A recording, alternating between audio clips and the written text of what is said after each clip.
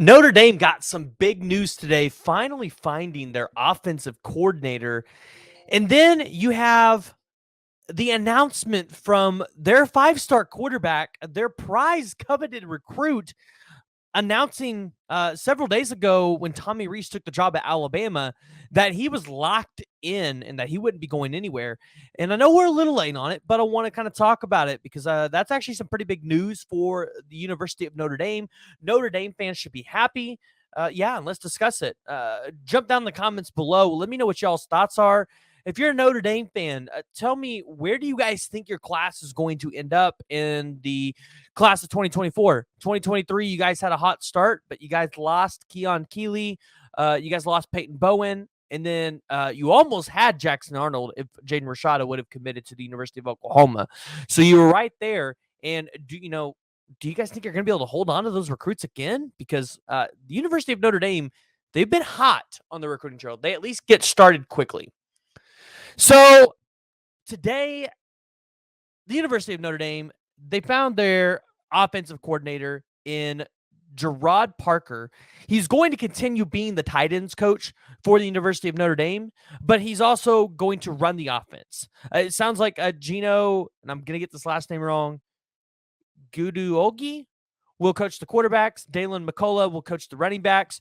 Chancey Stuckey will run the receiver room. But there is a need for the offensive line coach, and that's probably going to be the biggest point of attack now.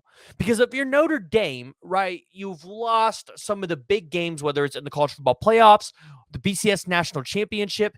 You have to be able to get tough down in the trenches. And so you've got to be able to get a good offensive line coach that's going to be able to develop players and attract those highly recruited guys across the country so you can start competing at a really high level with a lot of the best teams in the country, especially since Notre Dame is still an independent team and they have decided to not join a conference yet. But I want to talk about CJ Carr, specifically stating when was it? It was on February 11th that he wasn't going anywhere because that's big. He said that this won't change anything, Carr said. I'm locked in with my 2024 guys. We've already built such a hot start on the recruiting trail, and we're excited to keep building. So when you look at the vision that Marcus Freeman is broadcasting over this Notre Dame team, CJ Carr is 100% bought in, even with the loss of Tommy Rees. Now, only time will tell how he really feels if he stays with this team in this class through the entire cycle. I think if you're Notre Dame, you have to do well in this class. You have to land a big class here because last year you don't start the season off hot. You finish strong, but you're going to need a good start to the 2023 season. And going into 2024, a lot of teams, a lot of new coaches are expecting to have big years. And Notre Dame fans, I feel your pain. You know, you guys are ready to go compete at the high level. You guys want to go see Notre Dame compete for championships. Listen, I'm an OU fan. I feel your struggle, right? The time is now. It's not yesterday. It's not 10 years from now. The time is now. And with CJ Carr at the helm, I really think that Notre Dame has the ability to go out there and compete at a really high level, depending on if they build around him.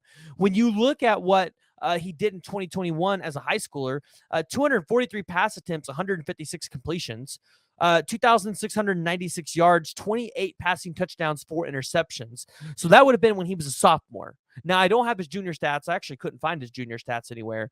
But as a sophomore, the dude was really good. So you can imagine if he goes out and balls out and has a really good senior season, right now in the 247 composite, he's the 35 ranked player, number 5 overall quarterback. Could he potentially start to jump other guys on this list and try to land himself in the top 3 quarterbacks or maybe a top 15 player in the country? It's a possibility because we're going to see him in the Elite 11 camp. I'm almost certain of that if he hasn't announced it already. So he's got the opportunity to go ball out. And a 6'2", 2.5, 195-pound kid, listen, puts on probably another 10, 15 pounds of muscle. maybe he grows another inch. Notre Dame might have themselves a real star. And I saw somebody comparing him a lot to like a better version of Arch Manning in terms of the way he's able to pass the ball and use his legs.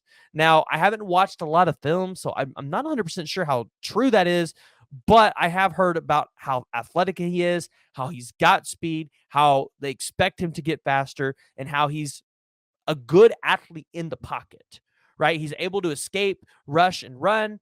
And he's going to be a major part of what the Notre Dame Fighting Irish are going to do at the offense in the future. And with a guy like this, you would imagine that Notre Dame is going to be able to go out there and land some big time wide receivers. Hope you guys are able to land, a big time running back. That's where you guys are at. CJ Carr's your dude. And now that you've got him locked in, Notre Dame fans should feel a little bit more comfortable that this 2024 class, especially with now naming your offensive coordinator, Gerad Parker, especially on the offensive side of the ball, it should start to roll. And listen, Marcus Freeman, he's a great defensive mind. I don't feel like we should worry about the defense. I say we, I'm not a Notre Dame fan, but I'm going to cover you guys. I don't feel like we as college football fans should worry about Marcus Freeman not being able to recruit on the defensive side of the ball. So go ahead, Notre Dame fans, jump in the comments below. Let me know what y'all's thoughts are. Where do you guys think your class in the 2024 rankings is going to end up?